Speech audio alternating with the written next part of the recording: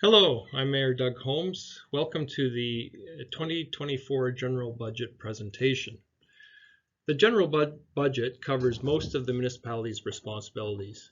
Things like roads and sidewalks, works and infrastructure, parks and recreation, planning and development services, fire department, RCMP and bylaw enforcement, garbage and recycling, and composting. Our new compost facility is able to compost residential food scraps, which will allow us to divert food waste from the landfill and reduce greenhouse gas emissions. Starting in April, people will be able to place their food scraps in their yard waste cart. I should note that the three utilities, water, sewer, and electrical, have their own budgets, which are supported by your monthly utility rates and parcel taxes, whereas the general budget is supported primarily by property taxes and user fees. The utility budgets were presented at a virtual open house in December, and Council approved the new rates just before Christmas. We have since turned our attention to the general budget. The budget is one of the district's most important documents. It serves as the blueprint for how we'll pay for and implement Council's priorities, which are really the community's priorities. Local governments are legally required to maintain a balanced budget. We can't run a deficit like the provincial and federal governments. We're able to borrow money and incur debt for major capital projects, but debt servicing costs must be accounted for in the operating budget. This year, Council is proposing a budget that includes a 5.38% tax increase.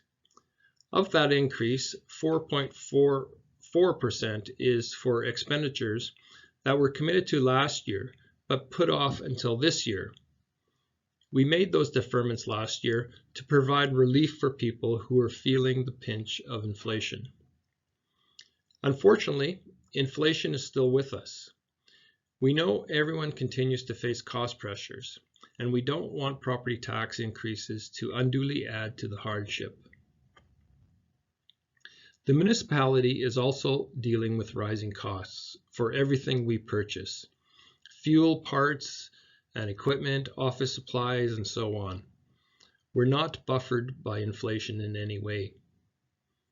We're also committed to a number of inflation-related contractual increases for things like insurance premiums, software licensing, garbage collection, the RCMP contract, and a new CUPE collective agreement, to name a few. With costs up across the board, the only way we can keep taxes down is through operational efficiencies and cutbacks. And to that end, we are proposing a number of reductions. For example, most community organizations will not be receiving as much in grant and aid as they requested. The food bank is the only group that will receive more than what they got last year. We've also looked at the district's organizational structure and staffing levels across all departments, and we made the difficult decision to cut 1.2 FTEs, or full-time equivalents. This has meant laying off 2 staff members, a full-time bylaw enforcement officer and a part-time drafting technician. It has not been an easy budget. We have tried to balance the need to invest in the community with the need to minimize the financial impact on residents and businesses. Both staff and council have worked hard to achieve this balance, as we do every year. This is the 10th budget I've been involved in as either mayor or councillor, and consistently, Summerland's tax increases are in line with other municipalities in the valley and around the province, and usually they are lower. This year is no exception. I will now turn the presentation over to our Director of Finance, Dave Svetlichny, who will walk us through the details of both the proposed operating and capital budgets. Thank you, Mayor Holmes, for that introduction, and I welcome everyone watching this recorded budget open house. I'm hopeful that after this presentation, you'll all have a clearer understanding of the proposed 2024 budget, as well as the proposed 2024 tax rate increase. The mayor noted that the budget is one of the district's most important documents, and I'd like to reiterate this statement. The budget sets the financial framework in which the district not only collects, but spends taxpayer dollars on the needs of all residents of Summerland. Before we delve into the dollars and cents of this presentation, I wanted to provide an overview of the different levers that Council has at its disposal when reviewing and ultimately putting forward the general budget. There are the familiar levers such as service level changes, tax increases, or user fees that generate revenues, and we will touch on these in a few slides. Sometimes new revenue sources are able to be accessed, like fees for new services, or perhaps accessing grants for the district to address program needs. Additionally, there is the element of operational efficiencies within administration itself. This can be done more with partners such as community groups, or finding lower cost solutions for the day-to-day needs of running our services, or perhaps sponsorships for some elements of program delivery. Service level reduction can also be a useful tool to reduce expenditures. This can be everything from shortening operating hours, frequency of services provided, and standards for things like landscaping and snow removal. This leaves us with our final two levers, user fees and tax increases. Both of these can be effective when used appropriately to address pressures, especially when the pressures themselves are the result of increased demands on the district for new or existing services. Fairness or equity in the approach taken is often a consideration between these two levers. User fees are best utilized when a specific service is accessed at the discretion or decision of a resident. General tax increase can be more equitable if the pressures are more general in nature, such as contractual obligations or inflation the district is facing. During budget deliberations, Council utilized many of these levers in order to bring forward the budget that is being proposed here today. Before I jump into this slide, I'd like to take a quick moment to recognize the work that each manager and director put forward in the preparation of this budget. I'm not going to name them individually, but I thank them for their hard work throughout. The one person that I am going to single out is the district's manager of financial services, Renee Bielik. Renee was instrumental in the early stages of getting the budget process started.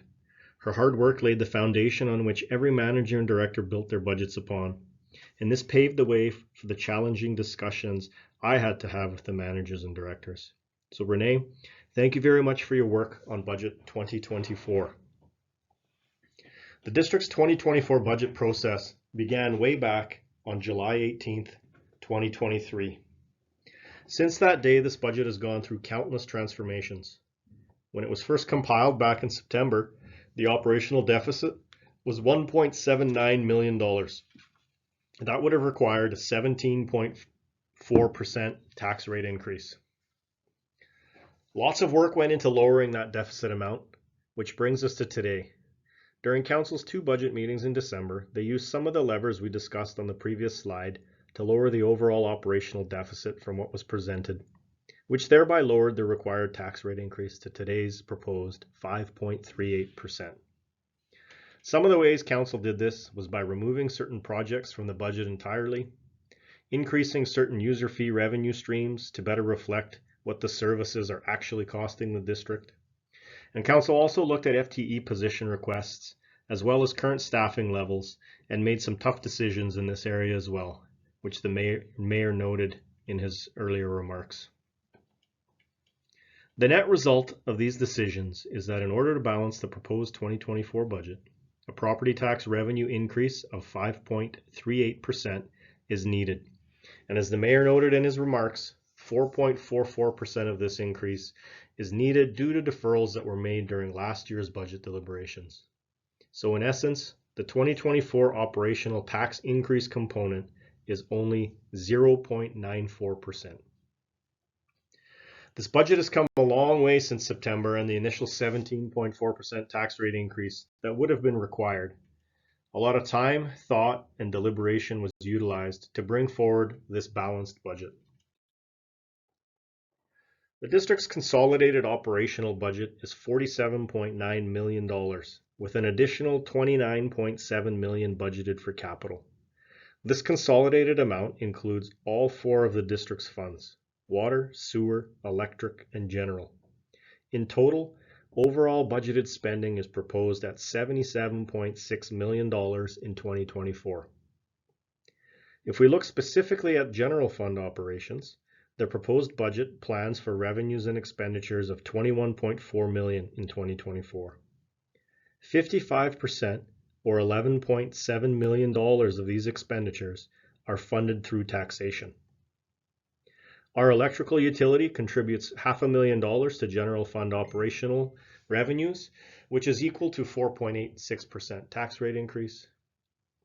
A 1% increase in taxation revenue generates approximately $102,900 in operation to cover operational expenditures. And at the height of summer, the district employs approximately 121 employees, 40 part-time and 81 full-time.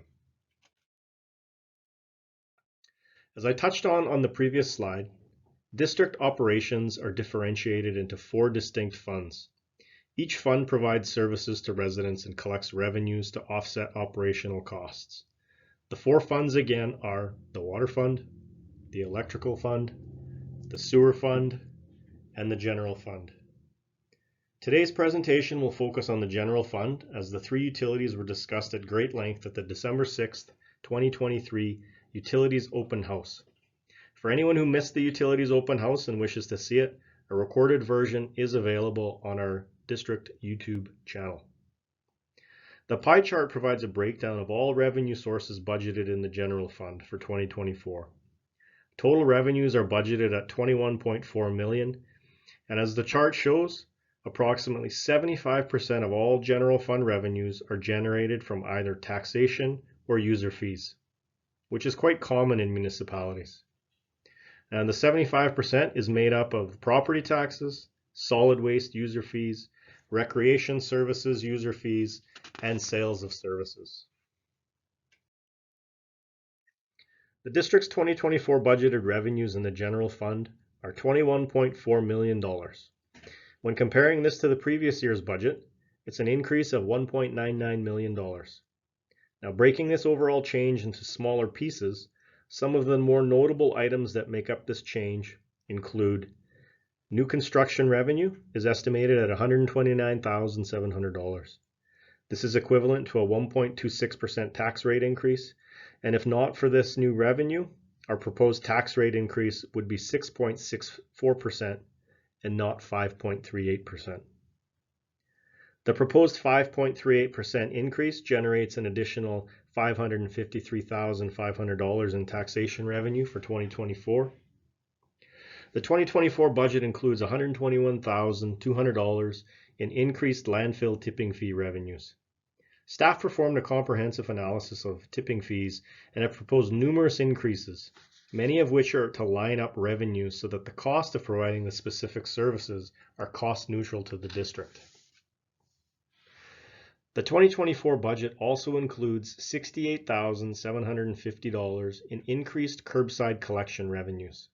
This translates into a 4.8% increase in the monthly fee, which is 88 cents a month. This fee increase was needed due to increased waste collection costs as well as scale operational increases. The budget also includes increased recreational revenues of $153,100. These increases are tied to both approved fee increases as well as overall demand increase. We have seen demand for the use of our facilities increase quite a bit over the past year, and it does not appear that this demand will decrease in the near future. Therefore, we have adjusted the 2024 budget to take these factors into account. The final highlight to note is that the proposed budget includes transferring $430,000 from accumulated savings to cover the lost revenue of building permit fees and tipping fees for the Parkdale Housing Society project. Council provided direction on these waivers in 2023, and they're part of the larger $1.5 million that is being contributed towards this development. In terms of the $430,000, this can be broken down into a building permit fee waiver of approximately $100,000, as well as waiving tipping fees in the amount of $330,000.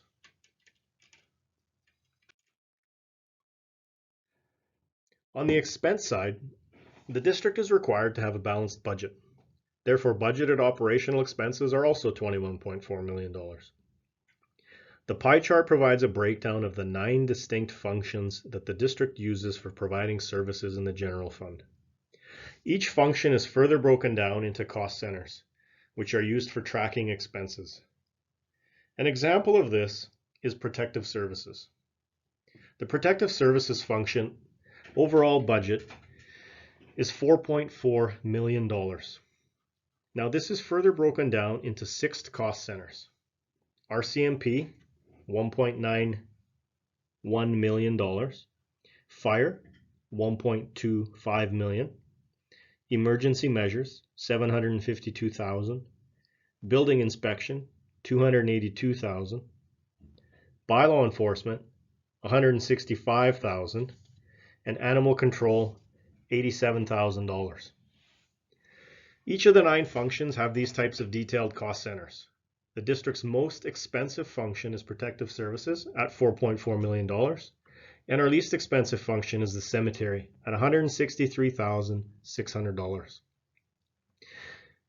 Anyone looking for a more detailed breakdown of these 9 functions and the corresponding cost centers is encouraged to review the information on the District of Summerland's website. When we compare the proposed 2024 budget to the 2023 budget, there's an overall increase in expenditures of $1.99 million. Of this increase, $1.8 million is directly attributed to operational increases, which includes significant inflationary pressures. $175,200 is attributed to increased budgeted reserve transfers, which are a result of increased revenue projections. And the remaining $12,400 is attributed to increased debt payments, with the full amount of Giants Head Road debt now online. There are times when council makes decisions in one year that have delayed financial impacts on the organization. This often happens with capital projects, where it takes a year or two to build the physical structure, and only once it's built do the operational costs kick in. Another way this happens is when a new line item is introduced into the budget that has an annual cost, but because of timing, the cost is not operational for the full year. So only a portion of it's budgeted for in the first year, with the remainder coming online in year 2. And we'll talk about this after the first item. In terms of the development software licensing, in 2021, Council resolved to move forward with a $369,000 grant application for Regional Portal and Development Services software. The district was successful with the grant and is in the process of implementing the software. Now, in addition to this capital cost, there are annual licensing fees of $94,000. To lessen the financial impact, the district negotiated with the vendor to split this fee over 2 years. Therefore, the impact to the 2024 budget is $63,487. The next 4 items all relate to a new line item being only partially budgeted in year 1, with the remainder to be budgeted in year 2. So the landfill operator for the organics facility and the landfill loader charges at the organics facility, these all stem from the decision of council last year, where those 2 items were budgeted for 8 months of 2023. So moving into 2024, we had to then budget for the remaining 4 months, so to make it the full year. And that's the $39,000 and the $20,241. Further to that, the maintenance worker and the landscaper, again, these were decisions of council where full-time employees, full-time positions were implemented into the budget. However, to ease the burden on taxpayers, the positions were only put in 2023 for 6 months, and then for 2024 we now had to allocate the remaining 6 months. So there's a $45,774 cost for the maintenance worker and the landscaper at $44,801. The last 2 items relate to funding decisions council made in 2023 to help lessen the overall tax burden residents would face coming out of COVID. Council used accumulated savings of $82,500, as well as the remainder of the COVID-19 grant. we received from the province to reduce the potential tax rate increase last year by 2.42%. So before we started working on the 2024 budget, we had the equivalent of a 4.44% budget increase that we had to factor into our process, and that was before any contractual increases were taken into account. And when we start putting together annual budgets, departments begin with a baseline budget. This means that departments use current spending levels as their baseline to prepare budgets for the upcoming year. This methodology ensures the base budget from the previous year is maintained, with only increases at the onset due to contractual obligations, as well as those historical decisions made by council that affect the current year, which we just talked about. This is our starting point before other items are added, such as additional services and projects. As you can see, the district's contractual increases alone were $474,199. And again, this is before any additional service level increases or additional projects or FTE position requests. And it equates to an approximate 4.61% tax rate increase. Now, in terms of the third-party increases, the largest increase relates to the RCMP policing contract, which has increased $124,500. Some of the other larger third-party increases include insurance premium increases of $26,000. Our transit contract has increased $46,000. A landfill operator and curbside collection contract fee increases of $25,500. And our GIS licensing fees have increased $17,700. In terms of contractual bylaw increases, these take into account wage increases of $202,713. These increases are established by collective agreements as well as employment contracts. So to reiterate, before looking at any service level increases, additional projects or new FTE requests, our baseline budget increased by $474,000 over last year.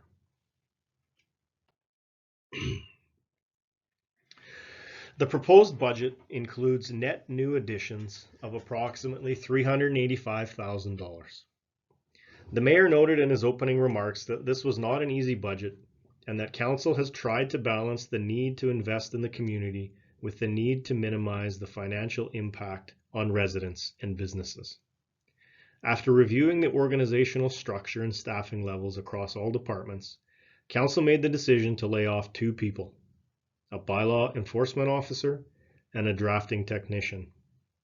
These layoffs reduced overall expenditures by $174,274, which is equivalent to a 1.69% tax increase. In terms of additions, I noted at the onset of this presentation that council has included a 0.6 FTE in the 2024 general operating budget. This is a 3-day per week permanent part-time procurement assistant who will help with the 86 general fund projects budgeted for in 2024. This position is budgeted at $53,340. However, in making this decision, council also removed $45,000 that had been budgeted in the previous year for a procurement contractor.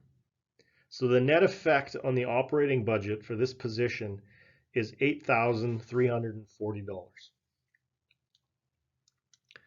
Outside of the 0.6 FTE, council recognized some pinch points while reviewing the organizational chart and staffing levels, and has also included a part-time casual receptionist in development services, as well as a 4-month seasonal bylaw officer that will provide bylaw support in the summer months. The budget for these 2 positions is $90,359, $53,662 for the secretary, and $36,697 for the bylaw officer. These are also not permanent positions and is why they have not been included as FTEs. To offset these costs, council made the decision to increase building permit fees across the board by $1. This increase is estimated to generate an additional $80,000 in revenues and helps reduce the net effect of these 2 positions on the operating budget down to $10,359. So although the slide shows labor additions of $143,699, the actual net effect to the operating budget, once we factor in the corresponding decisions of council, is $18,659. Now this is equivalent to a 0.18% tax rate increase. So with all of that said, and factoring in all of the decisions made around labor this year, the net overall tax effect on the 2024 budget was an overall reduction of $155,575, or a 1.51% reduction in the property tax rate. Now, in terms of the other various projects, the most significant ones are $100,000 has been budgeted for Freedom of Information contract assistance. We've increased our road patching and crack sealing program by $40,000. Fleet telematics, there's a $32,000 line item budgeted. The new residential food waste collection program, 9 months, because this does start in April, has an increase of $29,768. We're looking at doing a dike engineering assessment for $15,000. We've got 3 or 4 leases that have expired or will be expiring in 2024. So we do need to do some lease appraisals this year at a budgeted cost of $15,000. In terms of perpetual slide monitoring, we're looking at doing some drone imaging and water testing at that area at a budget of $15,000. Looking at doing $15,000 at the Canyon View Cemetery for some planning and design work. And we're looking at increasing our annual fitness room equipment replacement budget by an additional $10,000 as well. So what does all this mean? In order to balance the budget, Council is proposing an increase to property tax revenues of 5.38%, which overall equates to a $127.73 increase to the average assessed home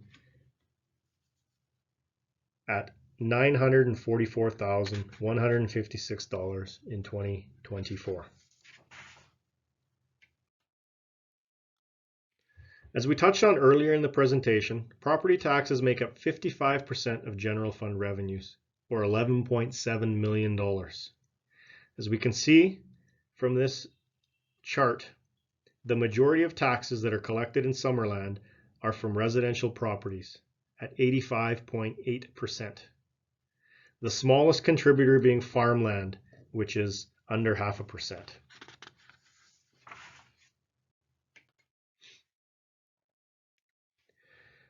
Now, when we look at the overall tax bill for our residents, there are those taxes that the district generates and gets to keep in order to provide services to the residents of Summerland. And there are those taxes that we are required to collect and remit to other taxing jurisdictions. As the majority of these third-party jurisdictions are still in the process of approving their 2024 budgets and their rates, this slide shows the overall tax burden for the average Summerland home in 2023, with an average assessed value of $899,173. As we can see, 54%, or $1,870 of the tax bill was retained by the District of Summerland. Now this is made up of the municipal blue pie and the green debt repayment levies pie. The remaining 46%, or $1,580, was remitted to other taxing jurisdictions, with the largest amount being $1,144 for school taxes. I'm now going to move away from operations and into our capital program. Over the past few years, the district has made significant strides in asset management practices. We're by no means finished this process. However, the work that has been done has set a good base in helping council to determine how much funding the district requires to fund future capital replacement, as many of our assets are long-lived and nearing or at end of life. In total, the proposed general fund budget includes 86 capital projects. Some of these were started in 2023 and are being carried forward into 2024 for completion. Some were budgeted for in 2023 but never started, and others are new for 2024. When we look at funding capital infrastructure, our core financing mechanisms are reserves, grants, community contributions, and debt. Based on the 5-year financial plan being proposed, reserves and savings are budgeted to go from $23.5 million in 2023 to $8.4 million in 2028. Now, on the surface, this sounds like a bad thing as we're depleting our reserves. However, the positive is that because we are responsibly putting money away for future asset replacement, we are also slowly becoming less reliant on debt borrowing and having to pay interest when these projects come forward. This slide tries to capture Council's overall commitment to asset management in the general fund. The proposed budget includes transfers into reserves of $2.4 million in 2024. The district has a self-funding fleet reserve wherein every piece of equipment has an hourly rate attached to it. As equipment is used, the cost center that is using it gets billed. This practice ensures that those areas using equipment are charged accordingly. Additionally, at the end of the year, the net billings are transferred into the fleet reserve in order to replace equipment as it gets old. In 2024, we are budgeting a transfer of $1,020,000 into the fleet reserve. In 2016, Council adopted a bylaw that created the Asset Management Reserve. This bylaw established how the reserve was to be funded, and there are 3 funding mechanisms. The first source relates to annual gravel lease and gravel royalties. Based on the bylaw, these funds are to be directly transferred into this capital reserve. The amount budgeted for 2024 is $182,500. The second funding source is directing specific contributions into this reserve. Now, over the years, Council has earmarked specific allocations that were directly transferred into this reserve. In 2018, there was a 1% allocation, 2.5% in 2019, 0.88% in 2020, and 0.21% in 2022. All of these relatively small percentage allocations over the years have equated to a 2024 transfer into this reserve of $403,300. And the third funding source relates to maturing debt. As debt matures, instead of removing the payments from operations, the bylaw reallocates the annual payment so that it is added to the amounts being allocated to this reserve.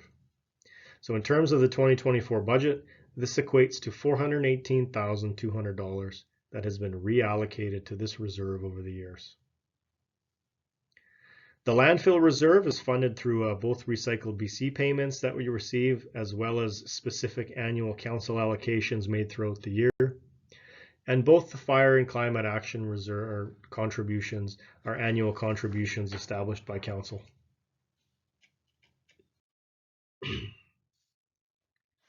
Another capital funding source is debt. Outstanding debt as of January 1st, 2024 is $13.2 million, with annual debt payments of $1.79 million.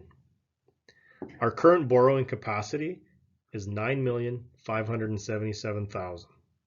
What this means is that our annual debt servicing capacity is that $9,577,000. We have currently used up 18.7% of our borrowing capacity and are looking at $12.28 million in proposed borrowing over the next 2 years. The borrowing is for Prairie Valley Road reconstruction, which is $2.5 million, as well as a wastewater treatment plant primary clarifier, $1.23 million. Both of those projects are currently in the alternative approval process with construction start dates of 2024. There are the other projects that are currently not under an alternative approval process, but will be at some point in the coming year. Victoria Road, Ager to the Oval About, that's a $950,000 budget with construction looking at 2024. The water treatment plant chlorine conversion to sodium hypochlorite, This is a 2025 capital project with a budget of $2.4 million. Victoria Road water system separation, another 2025 project at a budget of $2.2 million. And the final one, Henry Kelly and Wharton Street revitalization, 2025 project with a $3 million budget. So should the district move forward with debt financing these projects, our annual debt servicing would increase by $1.17 million, or 12.2% of our borrowing capacity. So if we add that into the 18% we just talked about earlier that we're currently utilizing, it still leaves 69.1%, or $6.62 million in borrowing capacity that we have for future capital projects should council wish to debt finance them. As I noted at the very beginning of this presentation, the district's 2024 consolidated capital plan is $29.7 million. Just under 50% of that amount, $13.7 million, relates to the general fund. Now, in terms of funding the 86 capital projects, we can see that the largest funding source at 57% is reserves and savings, the orange and the light blue pie. Now, the second largest funding source is grants at $3.1 million, which is followed closely by debt at $2.6 million. The 6 items identified on this screen provide a summary of the major projects budgeted for in 2024, with some items having more than one project. So mobile fleet replacement, $1.189 million. The district is budgeting for the purchase of 7 pieces of equipment, 5 of which are replacing current fleet. These replacements vary from a flail mower to electric vehicles to a new road sweeper budgeted at $461,500. Funding for these replacements will come predominantly from the Equipment Replacement Reserve, which is fully funded in 2024. Now, one item to note with fleet is that during budget deliberations, council adjusted the timing of purchasing light-duty trucks for the next 5 years. Essentially, what was resolved was to push these purchases out 1 year. So if a light-duty truck was budgeted in 2024, it was pushed out to 2025, and so on and so forth for the full 5-year period. This helped with not only managing our overall cash flows, but it also helped lessen the amount of monies coming from our Equipment Replacement Reserve. In terms of road reconstruction projects, that has a budget of $3.98 million. So the district is budgeting for 1 significant roadworks project in 2024, as well as the completion of projects that were started in 2023. So the big project, Prairie Valley Road from Cartwright to Morrow. This is a $2.5 million project, and as we chatted about earlier, this is currently in the AAP process for debt borrowing. We have $100,000 budgeted to complete some safety works on Giants Head Road. $680,000 budgeted to complete the works on Dale Meadows. $600,000 has been budgeted to complete some drainage and sidewalk upgrades on Victoria Road from Agar to Dunham. And we have $106,000 budgeted for some works on Jubilee Road from Sinclair to Rosedale. The district is budgeting for 23 projects on our facilities in 2024 at a total budget cost of $1.9 million. These projects range from completing existing projects like the replacement of HVAC rooftop units at Municipal Hall, to installing automatic doors at the Riga Center, to replacing the roof at the arena, fixing the roof at the Aquatic Center, and installing new diving boards. In terms of our parks, playgrounds, and beaches, the 2024 capital plan includes 12 projects budgeted at $1.3 million. These projects range from replacing playground equipment at the Julia Street Playground, to replacing the rotary pier, to parking upgrades at Peach Orchard Beach Park. The Housing Accelerator Fund. So the district applied for a $4.5 million grant through the province's Housing Accelerator Fund. There are 9 initiatives covered in the grant application, covering topics from a targeted housing incentive program to a DCC bylaw review, an infill strategy, as well as physical investment in district infrastructure.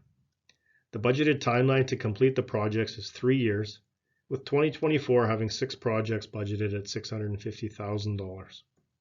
All of these projects are budgeted to be 100% grant funded. Therefore, should we not receive the grant, we will not be moving forward with the projects as they're currently laid out in the capital plan.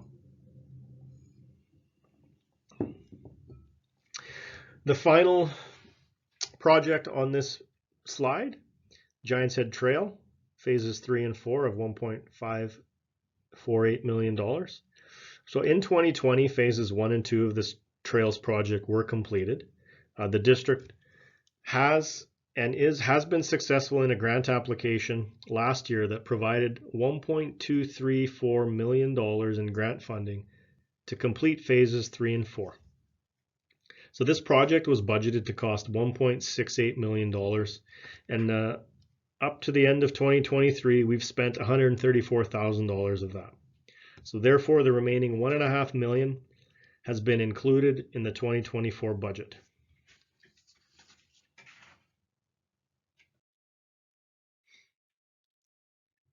So should council move forward with a 5.38% increase in the property tax revenues, the average property in Summerland, as we mentioned earlier, would see an increase in property taxes of $127.73.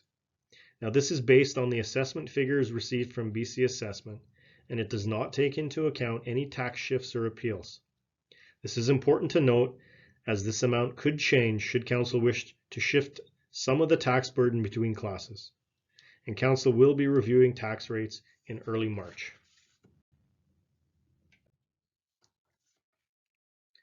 And this concludes our formal 2024 budget open house presentation.